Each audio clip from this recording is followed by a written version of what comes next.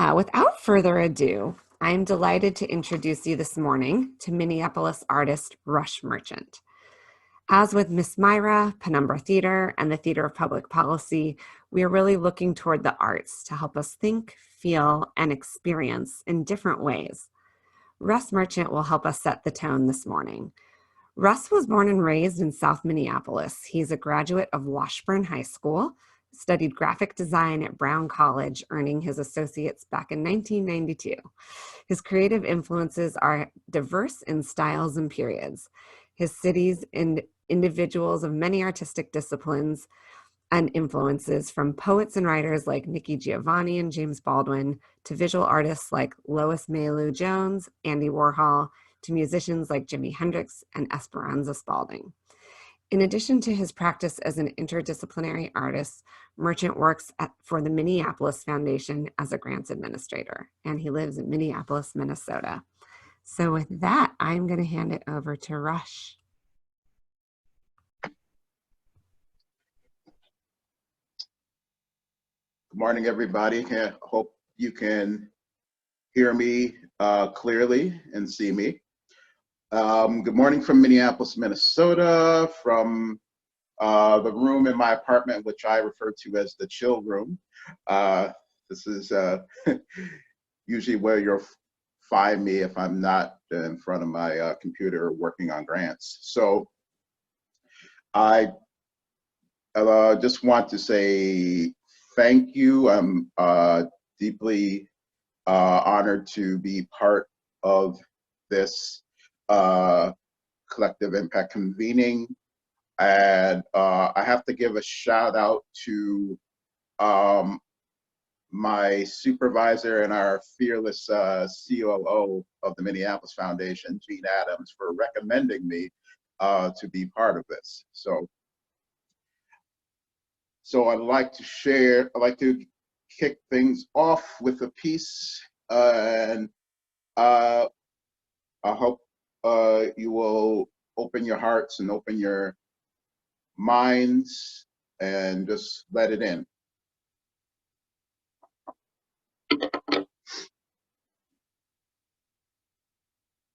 Spring speaks all around us in the language of renewal. Love speaks all around us in the languages of joy and grief. Life can be a thief in broad daylight as well as after dark. Sparks have been lit all over the world, and private worlds lay in ruin. We gather together at a distance to mourn what was once known as normal, with splashes of unspoken fear for our safety. Maybe soon it will all go back to like it used to be. This collective lock, for which we all hold a skeleton key, underwent the unthinkable. It has been changed. Our plexiglass silos shattered like delicate china under the weight of our weary. Now is not the time to get leery of our own capacity to live, to give, to be our own hero first. There is a dangerous thirst for all to be right with the world, no matter who must pay with their lives. At the end of the circle, everyone dies. At the same end is the beginning of life unfamiliar, life not yet tested. We are the prototype for a collective renewal no human garden has ever seen. Green as our favorite tree under the sun, fresh as the air it clears. Tears are nobody's weakness. Strength has always been a numbers game.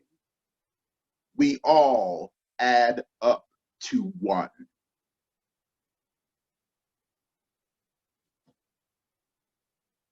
thank you, everyone. Again, I appreciate the time and for you listening with your heart and your mind. And I am on social media, Facebook, Instagram, so feel free to look me up. Probably the only Black dude named Rush Merchant on there, so I'm not hard to find. Thank you again. I really appreciate it. Thank you, Rush. Now the privilege is ours. Thank you for starting us off this morning with such a timely, powerful piece. We really appreciate that. Next, I would like to welcome Nancy Berglass. Nancy is the president of National Veterans Intermediary. With a steadfast belief in the power of partnership to effect meaningful change, Nancy is widely praised as a thinker and doer at the intersection of public, private, and corporate philanthropy. Nancy is also a wonderful partner to the Collective Impact Forum, and I'm going to turn it over to her to help us welcome today's keynote speaker. Thanks so much, Jen. Greetings, everyone, from Los Angeles. I'd be heartbroken that we aren't all together in Minneapolis right now if I weren't so incredibly impressed with the Collective Impact Forum's capacity to pull off the best virtual conference ever. So thank you, everyone at CIF, for your leadership. Not only is it fun and educational to work with you, it's also quite humbling. My name is Nancy Berglass. I'm the president of National Veterans Intermediary, an initiative of the Bob Woodruff Foundation. We're an ecosystem of over 100 communities all across the country whose leaders, from big city halls to teeny little craft breweries, partner with us and each other as a collaborative community of practice committed to organizing for, meeting the needs of, and leveraging the formidable talents of veterans in the communities into which they settle after service. We've been bringing a cohort of veteran leaders to this conference every year for a few years now, and that's because Collective Impact provides us a critical lens through which to build and assess the impact of our work in the broader context of the society of which we're part. Sometimes at the conference, however, some of our members have struggled because in a place so committed to diversity and inclusion, veteran status can sometimes be invisible. We're not always seen, in part because it's hard to know what a veteran looks like or feels like or sounds like, and in part because we don't always self-identify. So when I found out that our keynote speaker today would be a veteran, I begged Collective Impact Forum to let me introduce her. And they said yes. And so Becky and I got together to meet by phone to prepare for today and hit it off more or less immediately. We talked about kids and art and work and marriage and neighborhoods, and of course about the global pandemic that's keeping us all from meeting in person today. And then we hunkered down to talk about this gathering and this work. I was moved but not surprised that it took Becky a new moment after our chatter and our laughter to flow into speaking with me about her quite extraordinary experience in the Army. Among many things, Becky Margiotta identifies as a social entrepreneur, a leader, an inspirer, a person whose career and life choices reflect her unwavering commitment to her truth and her values. You'll see those things and more in her today. But I asked to introduce her because I hope to encourage you to also see her as a veteran, someone who made a choice at one point in her life to serve this even bigger and very complicated thing of which we are all part. Seeing her in this way, I think, will help the members of my cohort feel most included in the community we are building here together at this conference, but will also help each of us appreciate the ways in which the invisible things that we all bring to the table may be among the greatest assets in our collective impact toolboxes. And so it is my sincere honor and a true delight to introduce to you the wonderful Becky Margiotta. Thank you, Nancy. And good morning, everyone. Good morning from Southern California as well, from my backyard. And yes, I am a veteran and one of many parts of my identity. And I'm really delighted to get to connect with all of you today.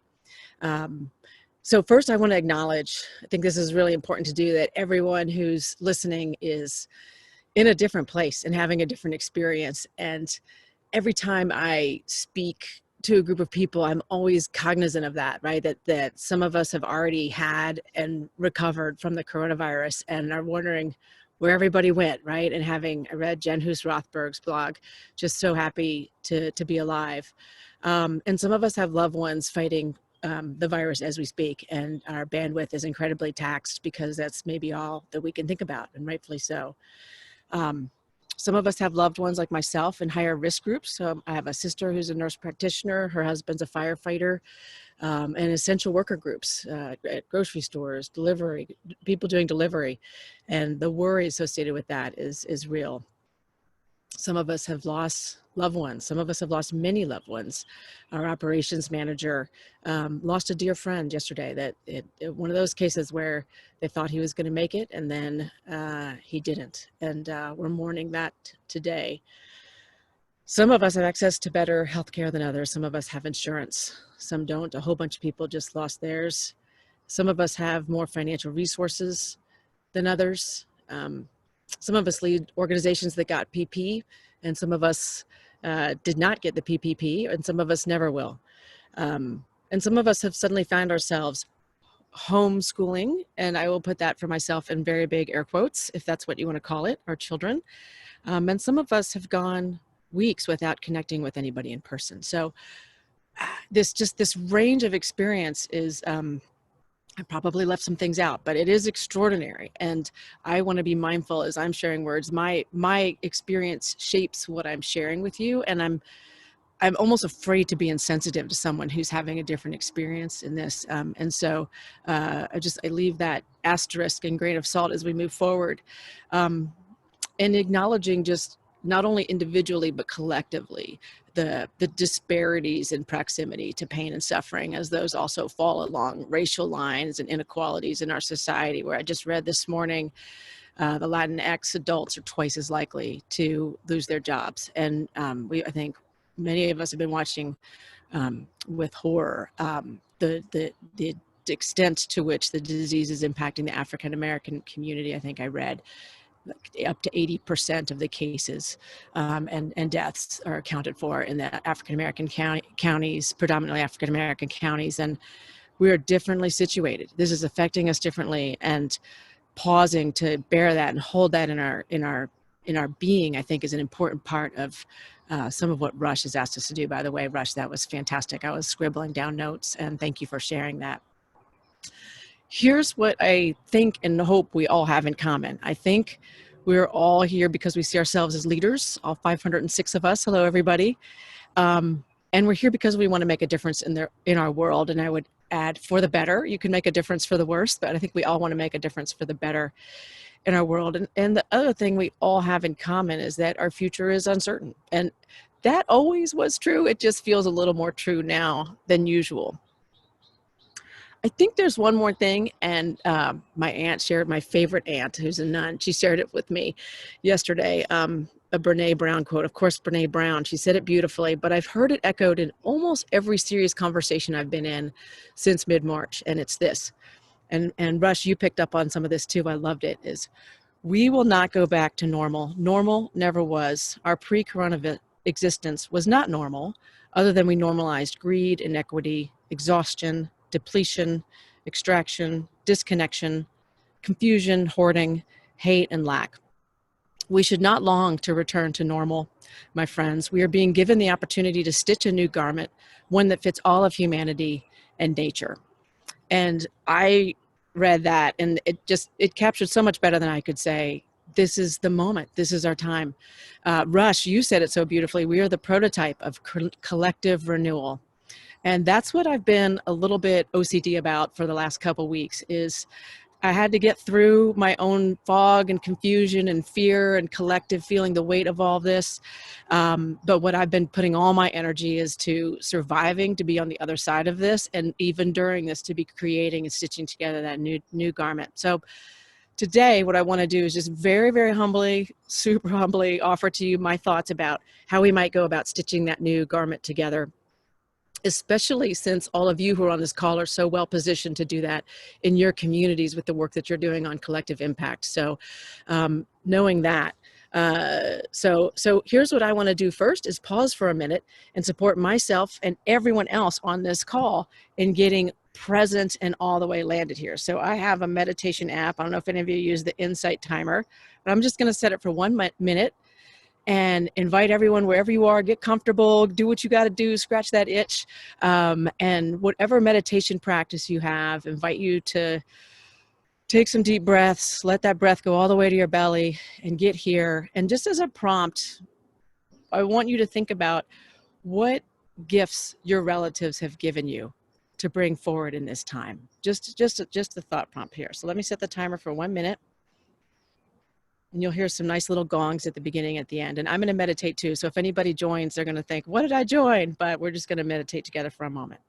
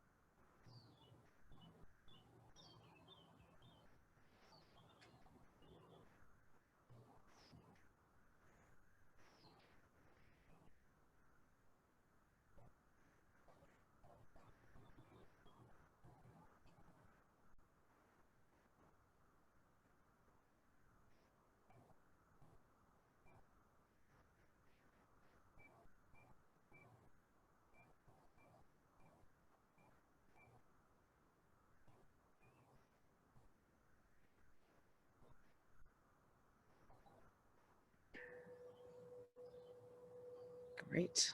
Thank you for joining me in that. And I've meditated for 3 consecutive days. I'm very proud of that. All right. And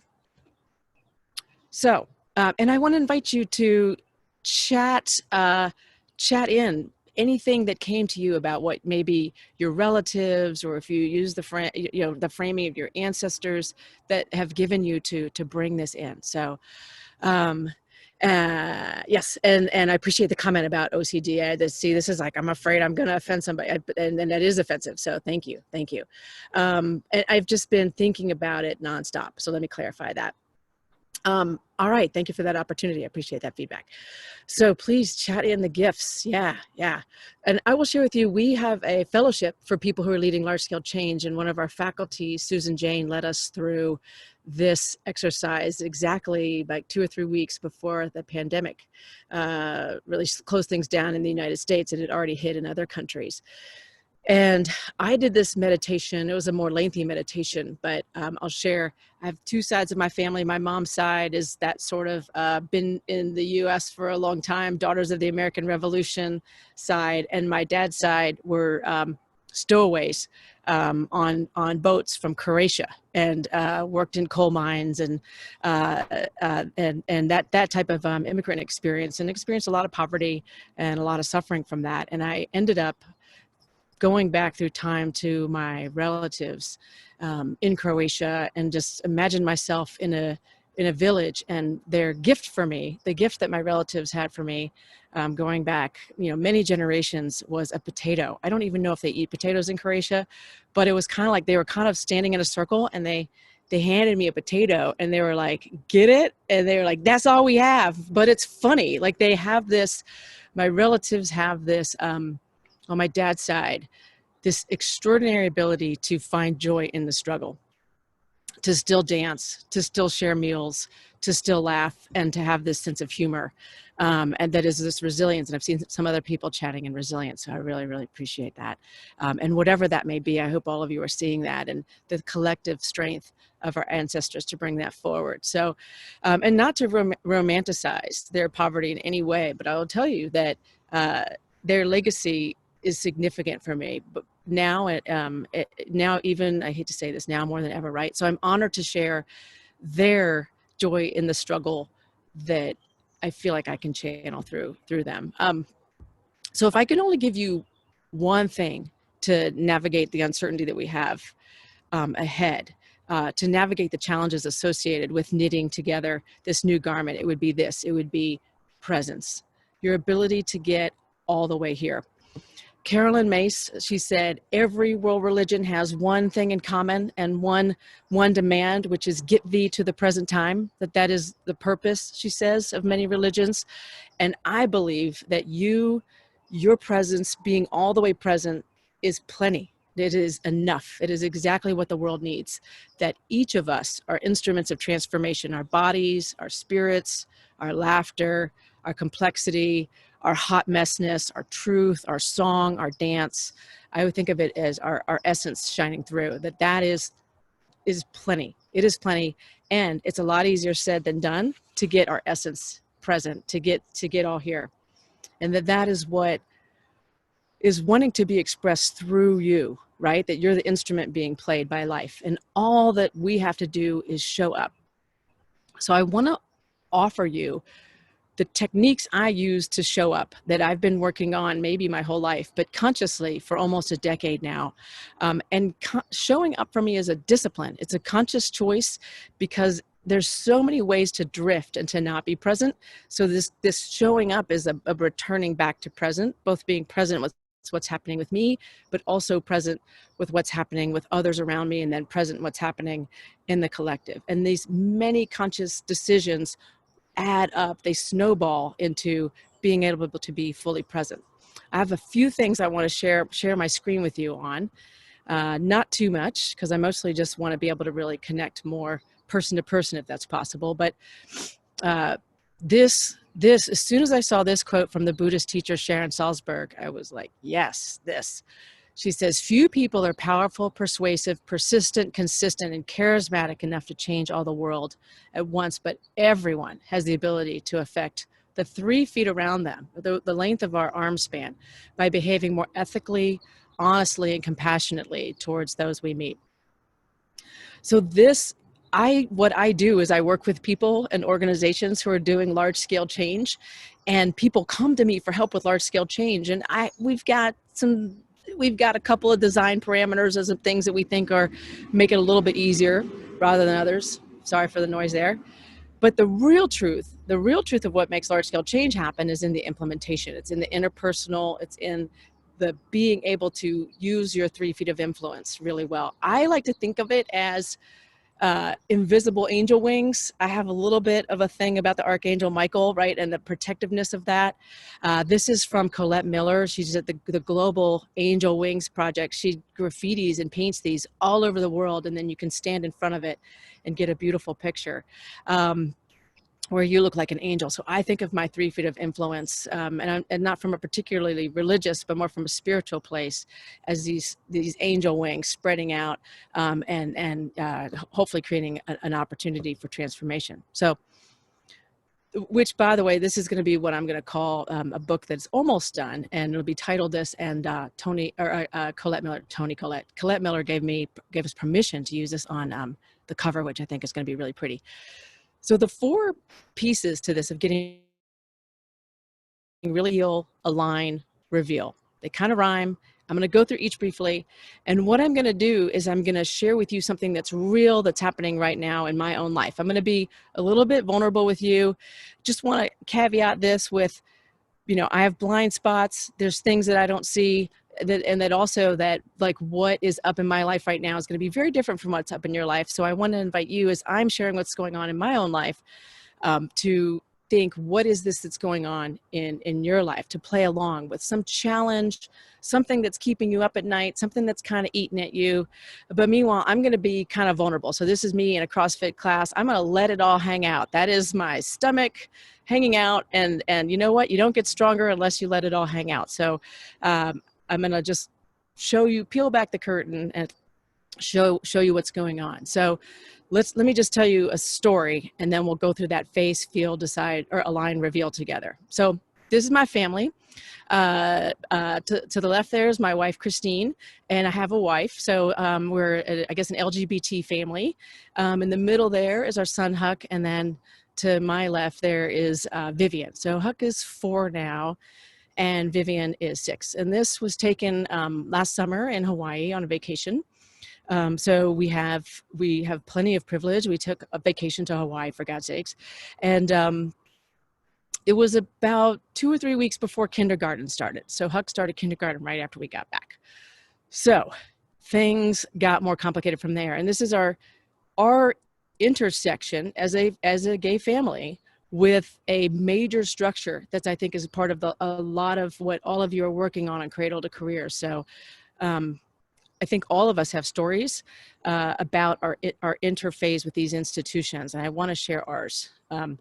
So I covered up the name of the district. I want to not have anybody, bust anybody out here. But you can see here, just on the registration form, there's a place for the father or stepfather, and there's a place for the mother, right? But there's not a place for two moms.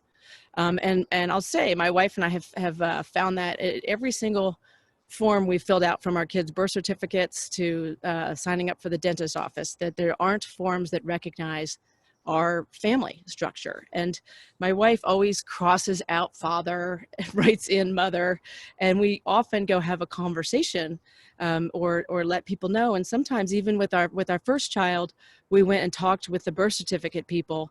And by the time we were at the same hospital 2 years later with our second child, the forms had changed, right? So each conversation, that's using your 3 feet of influence. But we did not go talk to the school district in this case. And I'll tell you why is we were afraid we wouldn't get the school that we wanted. There's 7 elementary schools in our district, and we really wanted a particular one, and we didn't want to make waves. And I'm just being totally honest with you here, right? So we were afraid it would come back at us. So September, August, whenever it was, school starts, and all the emotions that probably anybody who has children came up for us. And there's literally a fence at our kids' elementary school where the parents drop the kids off, and you're not allowed to go past the fence. And these essentially, I remember sitting there, of course, crying. We're like all emotional and stuff. And all the teachers are white women, and we're white too, right? And they're all very nice, and they're actually, we really like our kids' kindergarten teacher as a human being. They have great intentions. They've dedicated their life to something that I think is incredibly difficult. And I remember standing at that gate and crying and just thinking, God, this feels horrible to give my child over to someone else to be with more hours of the day than I'm going to be with.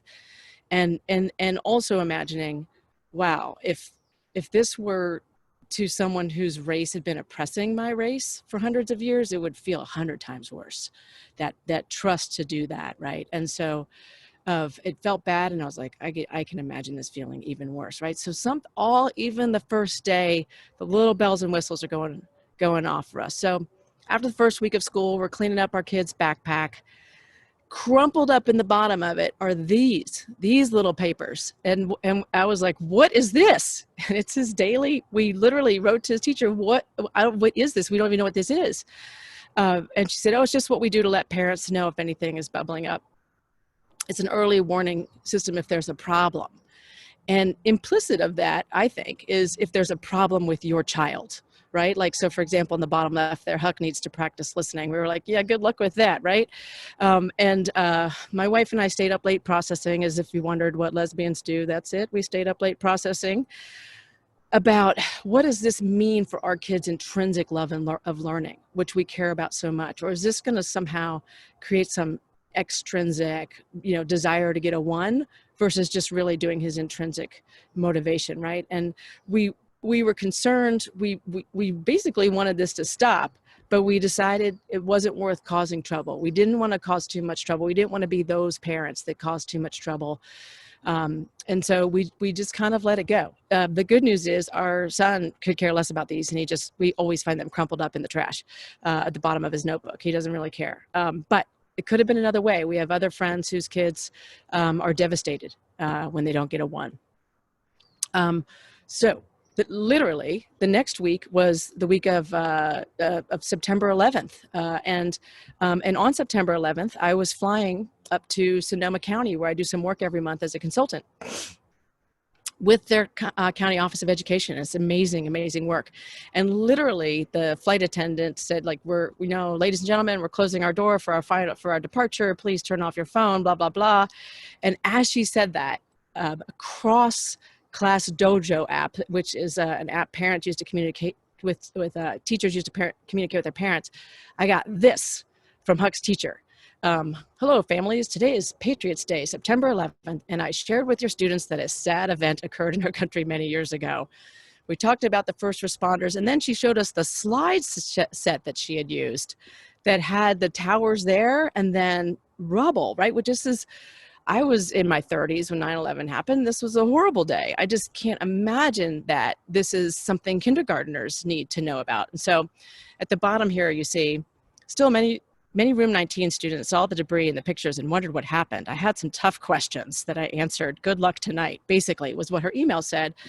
And I texted her back at me. I was like, hey, like, I'm on a plane right now. Does he know about the planes? Like, he knows I'm getting on a plane. And she was like, oh, no, we didn't talk about that part, you know? And I was like, good God, what are they doing with my kid here, right? So we went and talked with the teacher about it. And again, this is all so much privilege, right? That and you know, she's trying her best, right? It's her second year teaching. We really like her. She's trying her best. We also went to the principal and just expressed some of our concern about, at this point, about the slips and about what's going on. It's only been 3 weeks, and our principal kind of backed the teacher up and was like, well, it was factual. And we're like, yeah, they're kindergartners. And we don't think this is good. And also, not only that, the slides had this sort of revisionist history about how awesome America came together. And we were like, that's not actually factual. There was all kinds of Islamophobia that emerged, right? And things like that.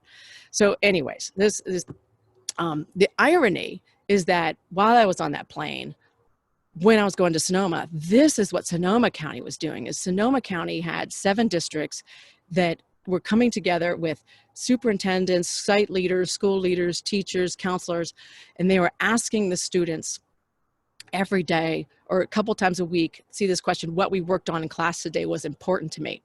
And then they disaggregated it by race, by gender, by socioeconomic factors, language learner status, and they were able to see that in this particular school, which it's all anonymized, you know, is that they were not doing as good of a job in engaging their Latino males. And they said, let's come together. What can we do differently so that we're really engaging them and everybody through that, right? So there's this flipping of it. Instead of being like, I'm going to grade you on your engagement, I'm going to let you grade me on how good I am doing engaging you. And I'm going to disaggregate it so that I can also have an equity lens on my work and work on my craft. And not just the teacher, it's the whole system, right? I mean, it would be even better if it started to bring in some of the community organizations, right? Doing more of a collective impact approach. So I'm going to move through this story. Everything's going to tie to this. So I've, over the years, trained literally dozens of some of the best education nonprofits and reform in large-scale change in the country. So I typed up a 4-page document that had their logos and a little hyperlink, and this is what they do, and it's really extraordinary. And I gave it to the teacher, and I gave it to our kid's principal and said, listen, I got people all over the country. If I can be helpful, let me be helpful. We also, they were excited about High Tech High and the Deeper Learning Conference. So the Billions Institute sponsored the principal and one teacher from every grade to go to the Deeper Learning Conference in San Diego. We wrote a check, right? A big old check for them to go do that. And we were like, listen, let's just jump in. Let's help however we can. The plot thickens. Driving home from school a few weeks later, my son said to my wife, they call me Boo, by the way, because I have this like kind of like my gender non-specific parenting name. And Huck said to my wife, Mama, I think Boo is a girl boy. And Christine said, what is that? And he said, I think it's a girl who wants to be a boy. And then she was like, well, let's ask Boo. Boo gets to decide. And she said, and what do you think you are? You know? And he said, well, there's 6 choices. He said, there's a boy, there's a girl, there's a boy girl, there's a girl boy, there's a both and a neither. And we were like, where did you get that? And he was like, I just made it up. I just know it. We're like, God, man.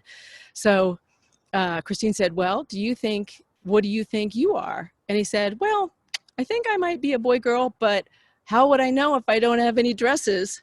So that night, my wife took him dress shopping, and he picked out some beautiful dresses from H&M, and his style is, he knows his style, and it has a lot of sequins. And we did a fashion show. We play that Right Said Fred, I'm Too Sexy, and our kids model in our home. And he really wanted to wear this particular dress to school. So this is my beautiful son wearing his sequins dress. And I have to say, I do appreciate his fashion style there. And he came home that first day, and trust me, I was just biting my nails of, I don't know how this is going to go. And he had kept track of compliments and disses. And it was 11-to-1. The ratio was 11-to-1. He did get 11 compliments, but one kid said, hey, boys aren't supposed to wear dresses. And that was deflating for him. And we had purchased this lengthy list of gender identity and gender expression books, and he really loved this book, Sparkle Boy. And the gist of the book is age appropriate, is that boys can like things that sparkle, as fairly benign. And he really wanted his teacher to read it in the class so the class can understand him. And God bless his teacher, she agreed. She read it, she loved it. She said they had a great discussion. She said, raise your hands if you like pink. And she said every hand in the class but 2 went up. And they talked about how people can like whatever they want. And we were like, this is progress. This is all good. So Huck wanted to share another book. This one was recommended by the National Librarian Association as appropriate for preschool to 2nd grade, but it was about gender identity, and that was just too much. Gender expression was okay, but gender identity was too much, and the principal sent the book back home. Another week after that, one of Huck's classmates during recess punched him in the stomach. And we knew that day something wasn't right, but it took him 3 days to tell us that it happened. He's just a really sensitive kid. And this time, my wife sent an indignant note to the principal. The last line of it said, if this continues, we are seriously considering homeschooling our child. And that was like 2 weeks before the coronavirus made us all homeschoolers. So just be careful what you ask for. And with some reluctance, we put in for a transfer to the more progressive, but less racially diverse school. And we're so ambivalent about this. But here's our transfer form. It's also heteronormative. and again, it was revised in July 2018, right? This wasn't made in 1950, right? So this coronavirus scatters everybody to distance learning. And quite frankly, we're relieved. To be done. We're done. This is it. And to start homeschooling. We got a stack about this thick, 3 inches thick of worksheets, that we ignored entirely. And I was aghast. This is really what our kid has been doing all day, is these worksheets. There's other stuff too, but a lot of worksheets. I'll be honest with you, our kids are happier and more balanced than ever before. Our blissful family life, not always, but is punctuated on occasion by a Zoom call with kindergartners. If you can ever join a Zoom call with kindergartners, it is very funny. The other day I overheard this as a teacher did a joke hour, and she asked kids to tell each other jokes, and kindergartners are hysterical. Like there's this joke of, what did the penny say to the hamburger? And 5th grader or kindergartners are so literal. So all the answers were like, I'm hungry. And they're like, no. Like every single question was like 10 kids will answer something really literal. But they come up with different literal things to say. They're not really trying to answer what we think of as a joke. And our teacher, she's doing great. She's working with our kind of alternative plans. We told her we're not going to do the worksheet. She's like, just do something. Let me know what you did. Then we got this Zoom protocol from the principal, and we were like, are you kidding me? Right? Like, and it wasn't like, hey, listen, parents, the teachers are kind of stressed out and it's really hard on them when the kids are eating and taking their clothes off, which apparently happens. It was like, hey, here's the Zoom protocol, right? So there's this sort of unidirectional, authoritative assumption of like, to come into our living room now. And by now, by the way, we're on a text basis with our principal, and we were going to be like, can you feel our eye roll from here? But we're like, you know what? Let's not make too many waves. These people are busy. So you're seeing this recurring theme of like, let's not make too many waves. We didn't make any waves with the transfer form either, because quite frankly, we just for sure want to get the heck out of there, right? Then last but not least, the district announced that classwork will be mandatory and will be graded. And the students started a petition. and got thousands of signatures, or like I think 1,500 signatures, got some traction. So the school board met again. To my best understanding, the student voices and parent voices were not really heard. And then they doubled down with the rules. There were 2 letters from the superintendent that said, we say again, mandatory and graded. We expressed our dismay towards kids' principal and said, how can we try to influence this? And what about the kids' parents whose parents are essential workers? What about the kids whose family members are sick? This isn't fair to them. And my wife and I are having kind of what we would call like an equity freak out.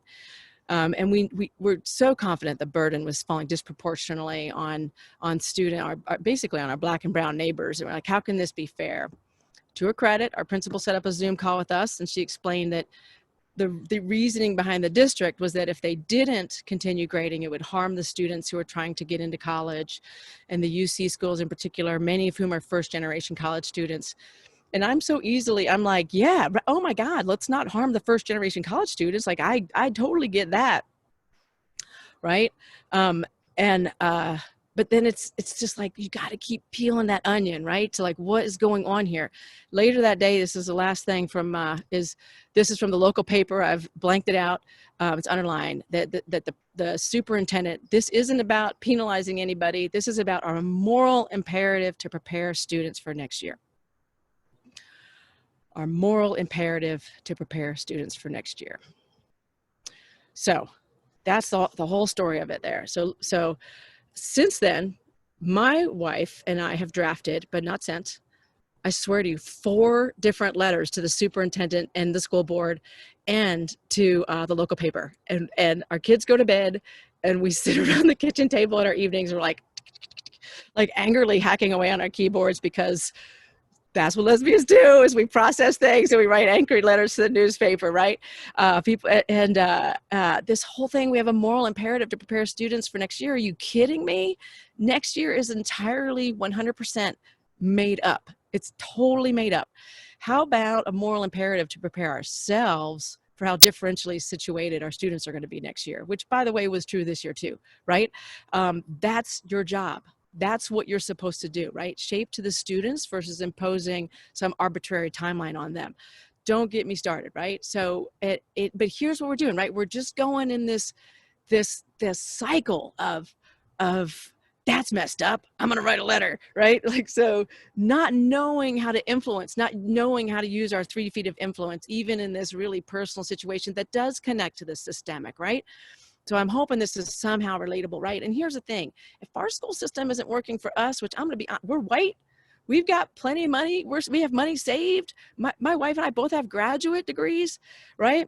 Our kids they don't need an IED, right? They don't need a special education plan with this extra that support that some parents need, which they have to fight to get, right? If it's not working for us, who's it working for? Like, I can't imagine. And still, like, we'll kind of feel our neighbors out. We're like, hey, did you get all those worksheets? And they're like, oh yeah, our kid likes them. And we're like, oh, okay. We just keep feeling like the outliers, right? Like we're seeing this, and are we alone, you know?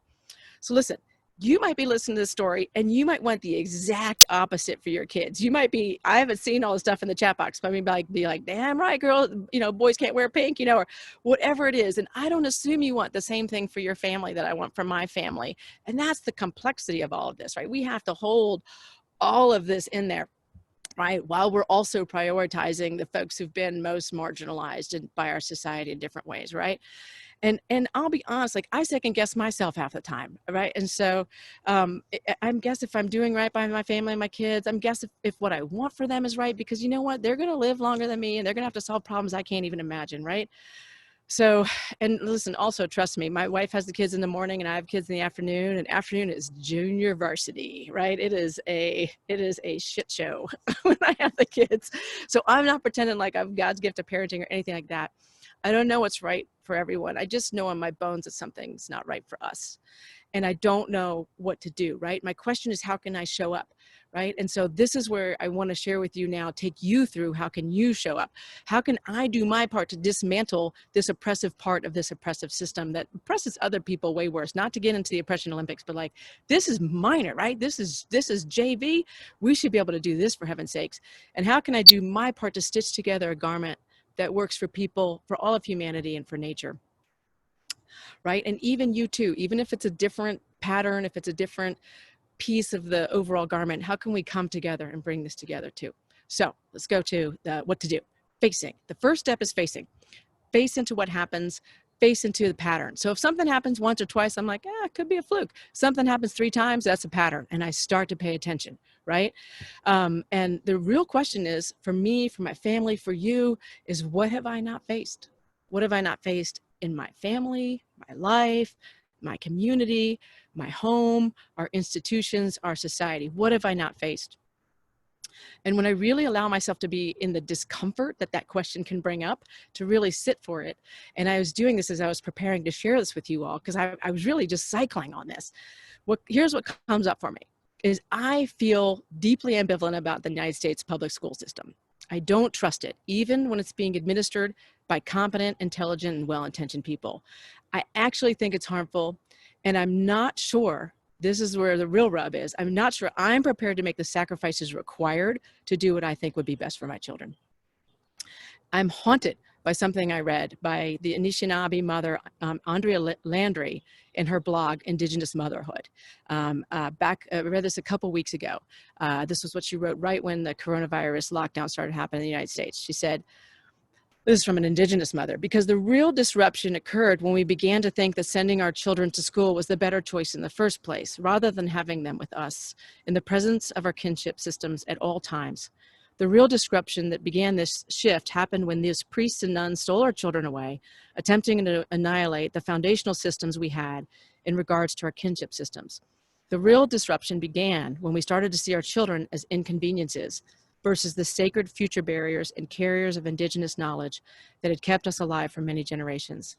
And this shift, this disruption, this change from child-centered child rearing to adult supremacist colonial child rearing is what is continuing to maintain colonialism as the driving force within our kinship systems. Capitalism and its systems are now leading how we live with and relate to the children in our lives, and it's wreaking havoc on the very foundation of how we parent, how we discipline, and how we speak to our children. The reality is, adult supremacy and superiority believes that children in the home during work hours is an inconvenience or annoying. And I was like, oh my goodness, she said in the blog, she's like, what if when all of this is over, we don't want to go back? Like, how can we create that this might just actually work? And that requires a whole transformation in what my priorities are reordering. So I'll give you a moment. What have you not faced? I shared mine. You see in my tummy, what have you not faced? And take a moment. If you want to chat something in, that's great. Just jot it down for yourself, and then I'll move on to another part of not facing. It's the Indigenous Motherhood blog. If you Google Indigenous Motherhood, you'll find it. It's amazing, by the way. So there's another part of not facing that I want to share. And the other part of not facing is, how am I keeping it going? So it starts with, what am I not seeing out there or facing into out there? But then how am I interacting in a way? How am I orienting to that in a way that's keeping it going? With this, I use something I learned from the Hendricks Institute, which is the Cartman's drama triangle. It's become more in vogue these days. I've been seeing more and more about it. But basically, Cartman analyzed a bunch of fairy tales and found that every fairy tale has a hero, a villain, and a victim.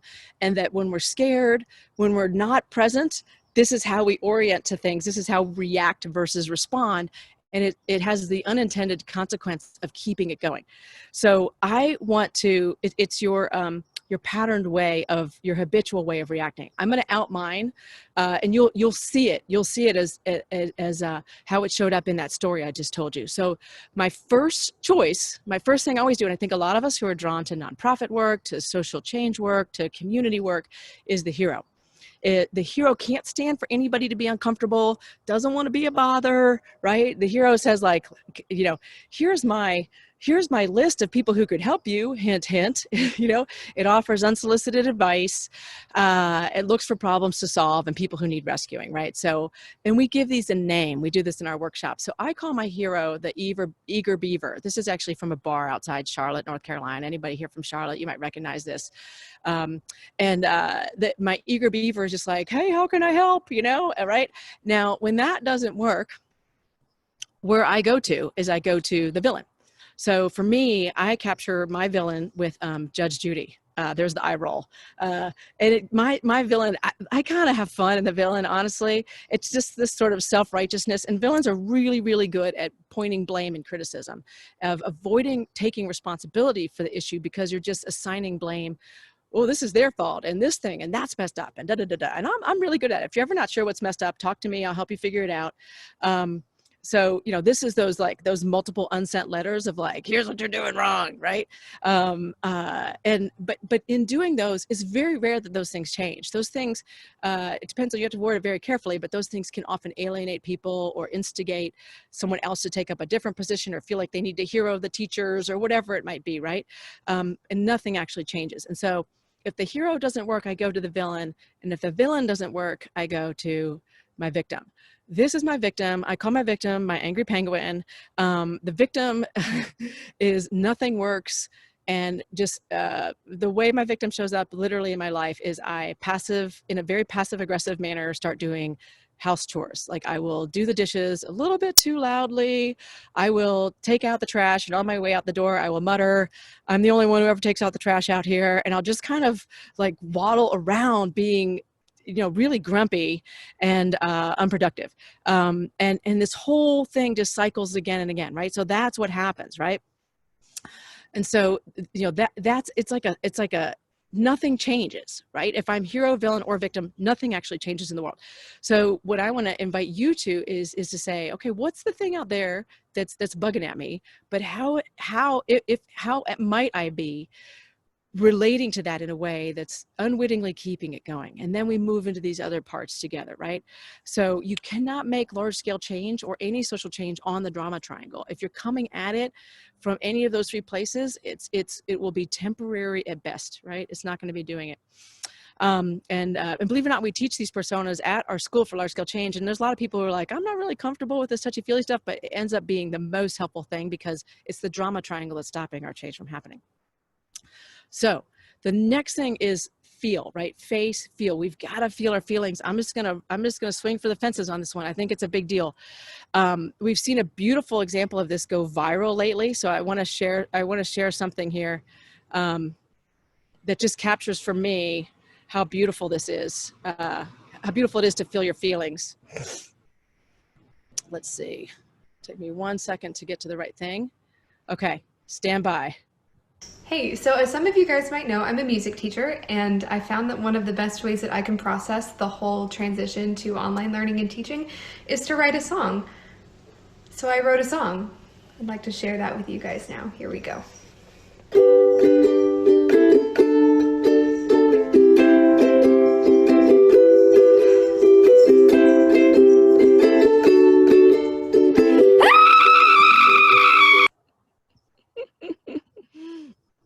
Okay, that just cracks me up every time.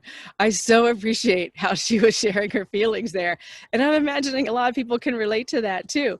And I think it's really good to express our feelings, right? So I want to make an official declaration, and just because I say it, may it be so, right? Of the days of dismissing anyone's emotions as unprofessional are over. It's just over. It's not unprofessional to cry if you feel sad. It's appropriate to cry if you feel sad, right? Sadness is an appropriate response to loss, and we've got a lot of loss going on right now, so we need to get used to it, right? Suppression of sadness and crying is one really concrete way that I see sexism playing out in organizational settings. And it's not just men, by the way, who say crying is unprofessional. There's plenty of women out there who keeping that going too. But it is definitely sexist, right? You don't have to be a man to be sexist. And here's the thing. The portion of our rational brains that's like is about as big as a quarter that does the prefrontal cortex executive functioning stuff. It's really, really small. Our whole brains, the parts, the limbic brains, the part that capture these emotions and express these emotions, that's like, it's so much bigger and faster actually than our rational brains. It's wisdom. It's wisdom. We've got to bring our whole brain. We got to bring our whole bodies, our whole selves, our spirits, our souls. If you're a manager, you want like every ounce of every person in the room. And that means you're going to have to bring some Kleenex every now and then. And that's okay, right? Something happens, it's okay to cry. And here's another big one. I want to talk about anger. So anger really freaks a lot of people out. I think a lot of people drawn to this work experience trauma. I experienced trauma growing up. I thought anger was bad, you know, and here's my experience of this. It's not unprofessional to get angry. If you're a white man, sorry, you know what I mean? But like, that's okay. That's considered strong, right? And anger is a totally appropriate response if there's been an injustice, or if there's been a trespass, or if a boundary has been crossed, and that energy is necessary to kind of flex your wings and restore that boundary, right? And this is just my opinion, but my sense is that suppression of anger is one very concrete way that racism plays out in our organizations. And I always hesitate to speak for someone who's not here, right? But the Black women in my life who have trusted me enough to tell me about their experiences with this, and I'm incredibly grateful in this confidence, right? Have shared with me, and this is even going into the book that we're writing about, how cautious that they have been, right, about expressing their anger, because they assume they'll be reduced to a stereotype and that it won't be safe for them, that there'll be some reprisal, right? Everybody can feel angry, but when we create in our organizations, where I would say, like, we know we're doing good when the Black women in our organization are encouraged and invited to express authentically their anger, because that is like so of service for all of us, because people are seeing things that, like, me and my white skin and my privilege, I may not see. It is a gift, right? And it's not a stereotype. It's a gift. It is a real gift. And so we know we're creating healthy organizations when everyone can cry, when everyone can express anger, not only particular people.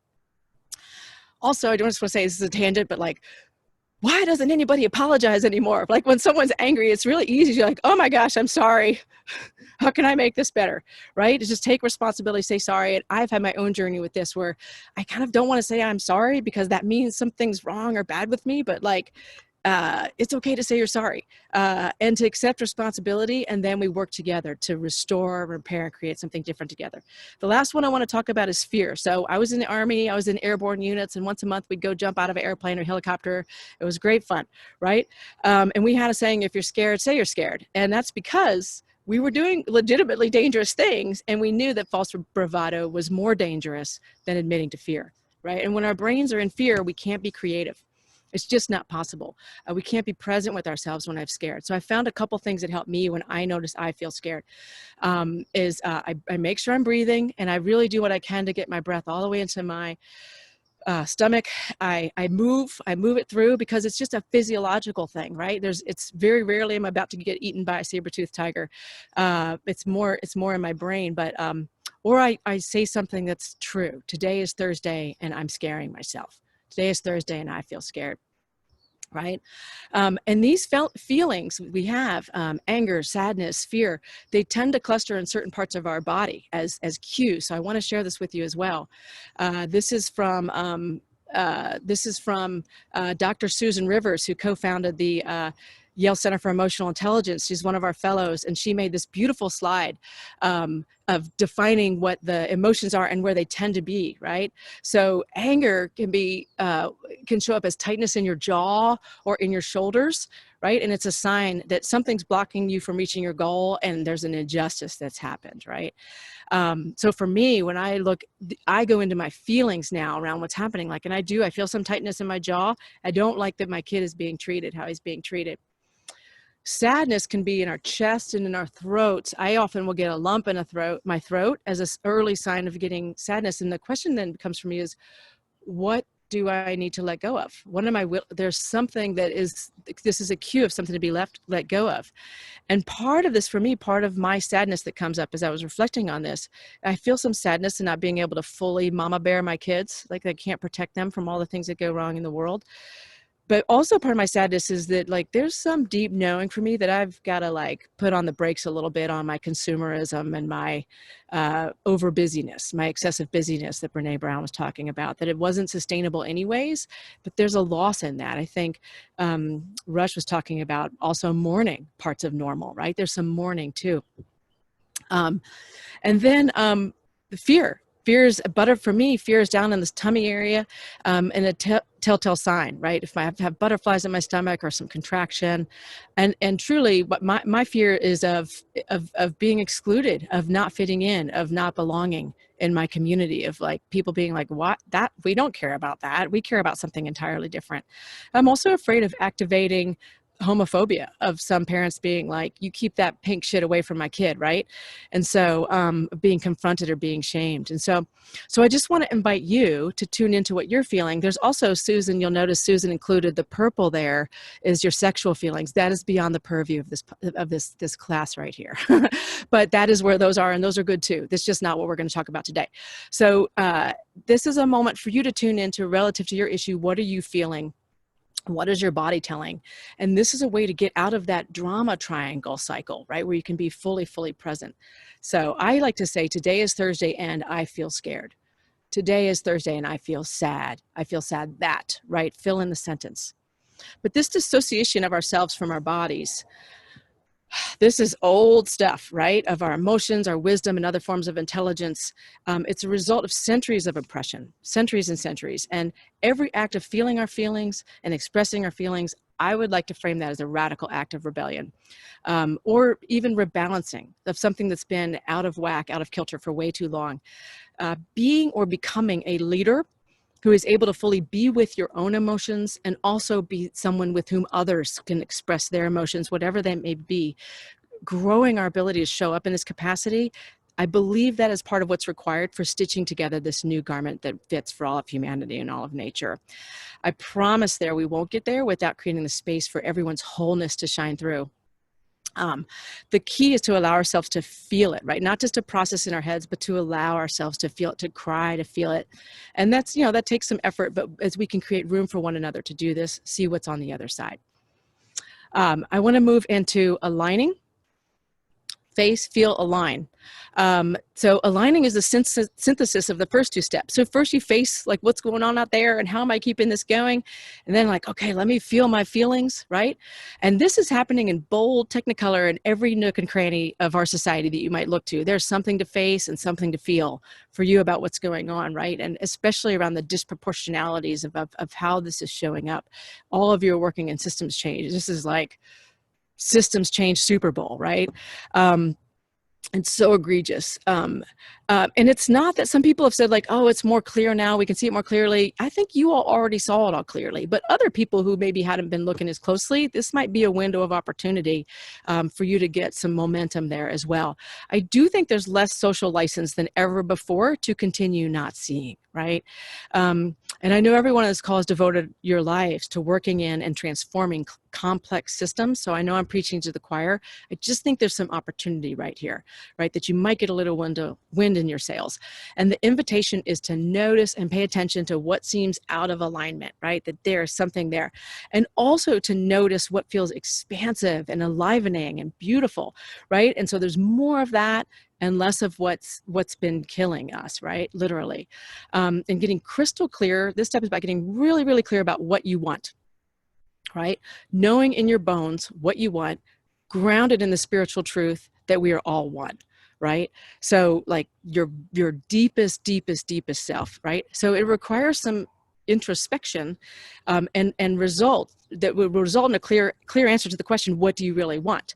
Sometimes for me, when I ask myself, what do I really want? The answer just comes out of left field. And sometimes I have to work for a little bit, right?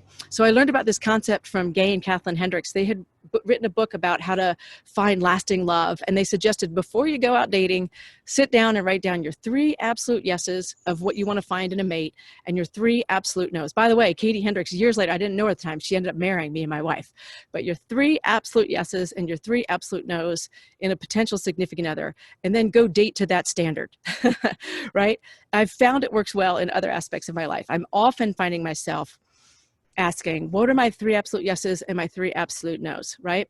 So I did the same exercise, and I invite you to do this with whatever your issue is with regard to our kids' education. So I have an absolute yes to anything that inspires his love of learning, to finding a valid mechanism for student and family voice, and to taking 100% responsibility in my community for ensuring that every kid gets what they need, every kid, knowing that there's going to be a wide range of needs. I have an absolute no to any exclusionary behavior towards our kid based on his gender expression or identity. I have an absolute no to pressuring him to learn anything on an arbitrary timeline. And I have a no to approaches to education that foster individualism and competition, right? Not sure how it's all going to sort out, but I'm very clear on my yeses and nos. And now I can go dating schools to see one that fits, right? Or as worse, I guess another resort would be to completely reconfigure our lives to homeschool.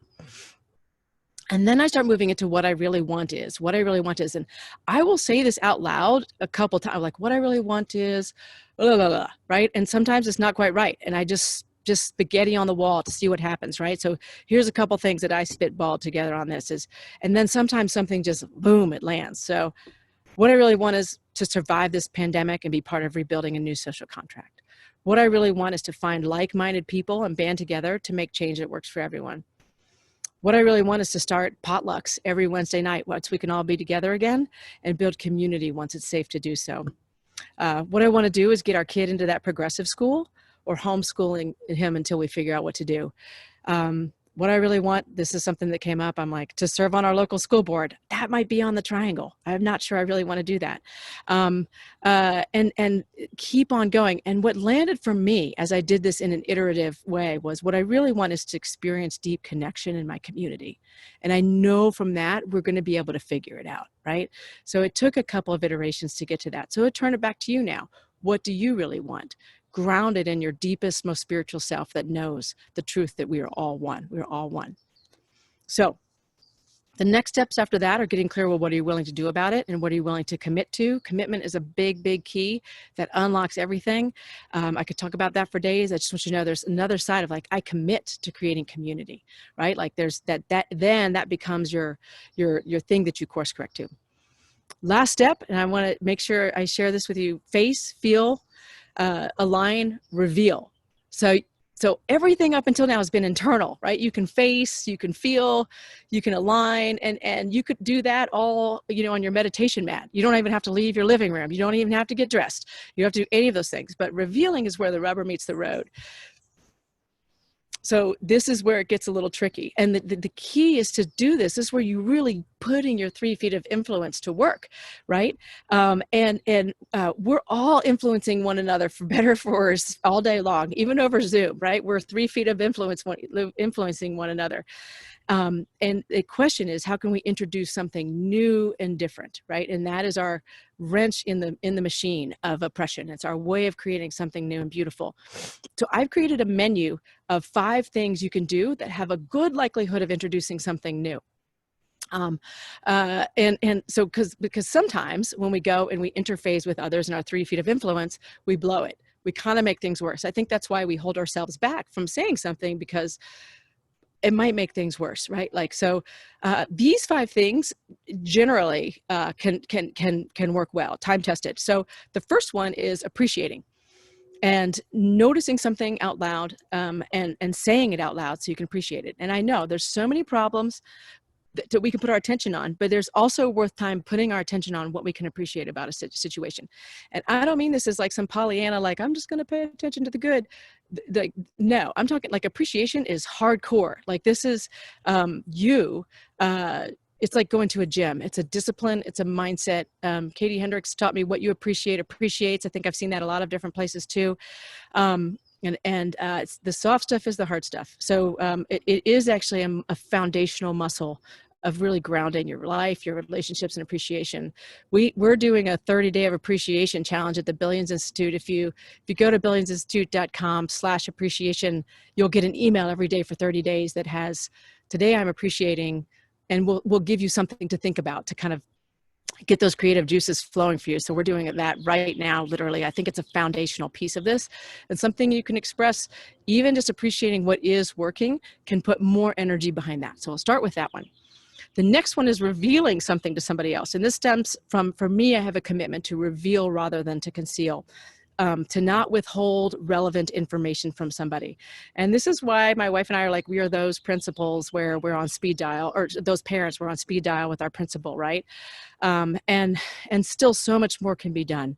There are only a handful of things you can reveal without starting an argument, though, and I want you to know those. You can reveal how you feel. If someone tries to argue with how you feel, they're gaslighting you, so don't allow that. You can reveal your body sensations. It's not common, but it is difficult to argue with me if I tell you, like, oh gosh, I just noticed I'm bunching my shoulders, or oh gosh, I just noticed I have butterflies in my stomach, right? Who's going to argue with you about that? And you can also say, so your emotions, your sensations, what something reminds me of. Like, oh my gosh, that reminds me of something when I was little. This teacher said that to me, right? Who's going to argue with that? That is your experience. So these things are unarguable. Your opinion of this should be a certain way, that's actually introducing an argument, right? That's where you want to start being careful. It's a whole different thing. But revealing what is true for you is useful information if you're willing to share that. The third one is making a request. This is a real big one. And again, a request cannot be argued with. Like would you be willing to? Someone can say, that's not true. But it can be refused. And so there's a vulnerability in making a request. And sometimes people don't, myself included, don't make that request of, would you be willing to? And that is the key format for this, would you be willing to, which is very different from I need you to, or you should. That is an imposition in different ways, right? This is the would you be willing to is, and I've taught sessions on this, and it's people have a hard time saying that. I think it's because there's a vulnerability there where the answer really might be, no, right? And that's okay. At least you know now, right? So before you ask, be really sure it's what you want. And when you do ask, I like to have people count to 5 hippopotamus. Because myself, I've been socialized not to make anyone uncomfortable. So I'll be like, hey, would you be willing to change those forms because they're kind of heteronormative? And see, I wouldn't even say that. Like, it's into judgment. I'm on the triangle. Hey, here's how I do it. I say, hey, my wife and I have filled out a couple forms with the district at this point, and we've noticed there's not a way to acknowledge our family structure. Would you be willing to switch your forms so they simply say parent caretaker or something like that for both? And then you wait, you count to 5 hippopotamus. And what I would, left to my own devices, if I don't remind myself to count to 5 hippopotamus, I would say, you know, I mean, if it's not too hard, I'm sure it's expensive. Like, do you even have people who do that? I'm sure, I don't know. You should get rid of the forms you have. You don't want to kill the trees, right? Like, I would start undermining myself immediately because I don't want anyone to be uncomfortable, right? So it's okay to count to 5 seconds and allow people to be a little bit uncomfortable for a moment, because just enough discomfort is what's required for some change to happen. Fourth one, this is a biggie too, is to change an agreement. This one's really advanced, and most of us blow this big time. What I mean by an agreement is anything tacit or implicit or explicit even that you've agreed to, a norm. Our lives are governed by agreements. One of the agreements is I'm gonna drop my kid off at school every day, right? Like, there's all kinds of things, right? Changing an agreement is pretty simple, but people don't do it well, and I have a formula for that too. And I think changing agreements, the way that, in a way, making a request might bring up rejection issues, that type of thing, or attachment issues, I think changing agreements might be the same thing, where it can be super deep to want to change an agreement and know that you may be risking the relationship in some way. So here's how I do it. I want to share it with you. I realize I've agreed to do X. I've reflected on it, and I'm no longer willing to do X. By the way, I'm not asking you for your permission, right? I'm telling you, I'm no longer willing to do X. Even if there's a power differential, I'm not asking for permission. I'm stating something that's already true for me, right? And although I am changing the agreement, I actually give a crap about how this impacts you. So what is the impact on you? Please tell me, because I want to stay in relationship with you, if that's true, right? And I do care about you as a person, so now I'm listening. And then I end with appreciation. Thank you for hearing me out. I really appreciate that. And often a new agreement is created in that space that works for everyone, right? So last but not least, the 5th thing you can do with your 3 feet of influence is build an us by finding common cause with other like like-minded people, not by gossiping or complaining, but by sharing what's really important and what matters. And there's like 7 billion people in the world. There's got to be somebody who wants what you want, who cares about what you care. And together you can start using your 3 feet of influence together. And that's where power and movements can really grow out of. So for my own challenge, instead of complaining and doing the angry penguin around the kitchen and writing another op-ed, this is what I've decided to do in terms of revealing and using my 3 feet of influence. I've decided I will reveal to our school district my experience with the forms, and that I feel sad about it, and make a request for them to change it before the end of the day today.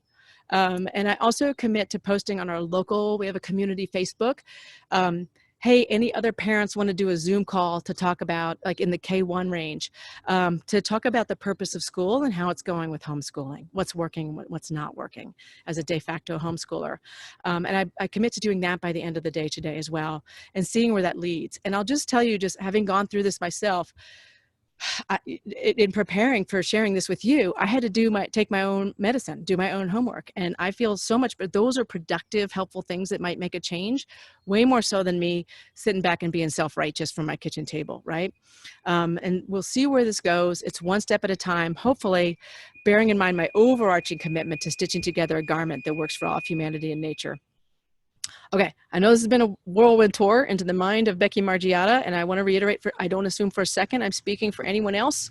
I know that my challenges are indelibly shaped by my privileges and my identities as well.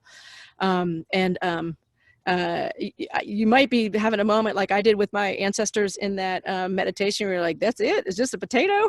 Yep, that's it. That's all I got, right? But this is the stuff, and this is what I have to offer. And I'm confident if you put these principles to work, face, feel, align, reveal, you will bring joy and fearlessness into your struggles. And if anything's out of the sorts, it might be just one of those 4 things to bring your attention to get yourself fully present, fully online, to using your 3 feet of influence to stitch together a garment that works for humanity and nature. P.S. By the way, humanity is not separate from nature. It's all the same thing. So you showing up, me showing up, all of us using our 3 feet of influence. I really believe this is the world needs right now.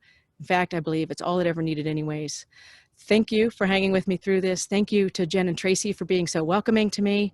Thank you, Nancy, for such a generous welcome. Thank you, Rush, for setting the tone there with that beautiful poem. That's the end of what I wanted to say. And if there's time left, I would love to do some Q&A. Hey, Becky. That was awesome. Thank you so much for letting us in. We got some standing ovations coming in through the chat.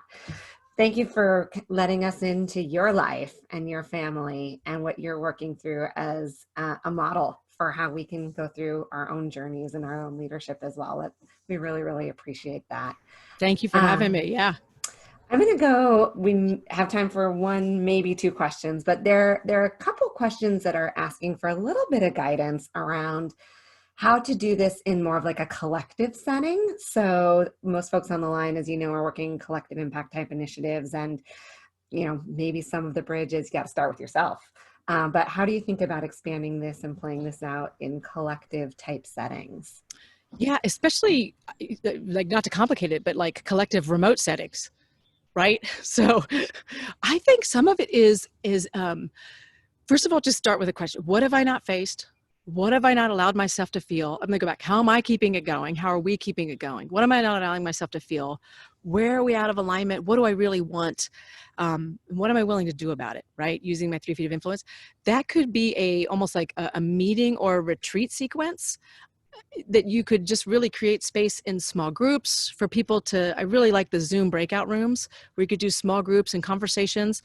But in a large group, what I'm also starting to look into is like some enabling technologies, like Mural effectively enables lots of people to sticky dot together real time, or use stickies, or cluster and move thoughts around. I wonder if there are some ways to do shared meaning making where you can start to see where there's some convergence across a group of people along those questions.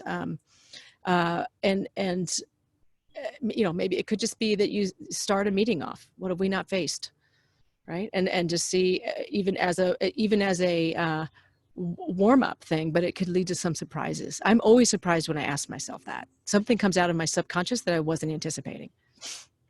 Jamboard on Google. See, I need stuff like this. Thank you. I'm gonna write that down. Nice.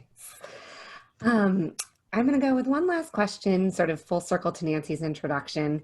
Someone just wanted to hear a little bit about, we have a group of veterans on the line as a veteran themselves, interested in how you've harnessed your military experiences that have helped you in your journey so far. Yeah. So, hi, veterans. Let me see.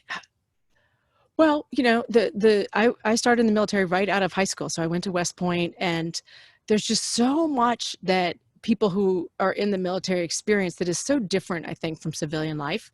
But I don't assume my experience is similar to other veterans, but from a very, very young age, I was taught that my decisions and my choices and my actions have consequences, which may be life or death. That's not histrionic, that's real. And that taking responsibility for my choices and my actions is that's where it's all at, right? And so you just don't get away with anything in the military that's selfish or petty, really, for a very long time. And so there's this kind of steeped in this culture where what matters is getting the job done and taking care of each other. That those things have equal importance, and that's just solid foundational leadership to take. And I don't think it's the exclusive domain of the military by any stretch, but I think it's a real asset that veterans bring into any organization they're working in. Great. Thank you, Becky. So we are at time, and we have had one question. Just maybe you could let us know what the name of your to-be book is for those that want to continue on their journey with you. Oh, I can't wait to get that done, y'all. It's all written. I just have to make sure I want to have my name on that for a long time. So there's some stuff I'm reading. I'm like, oh, change that. Spread Your Wings. It's called Spread Your Wings. How to leverage your 3 feet of influence to change the world, or something like that. But for sure, Spread Your Wings.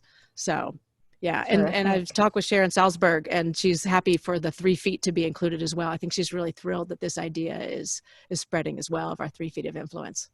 Wonderful, wonderful. And we know the image to look for on the cover now. So Colette Miller. Fabulous. Thank you for having me, Jen. This has been a real treat, and I really wish all of you the best of luck with the conference, and everyone else the best of luck in your work. We've got your work cut out for you, and this is the time. Wonderful. Well, everyone join me in thanking Becky. It's been a true treat to spend the morning with you.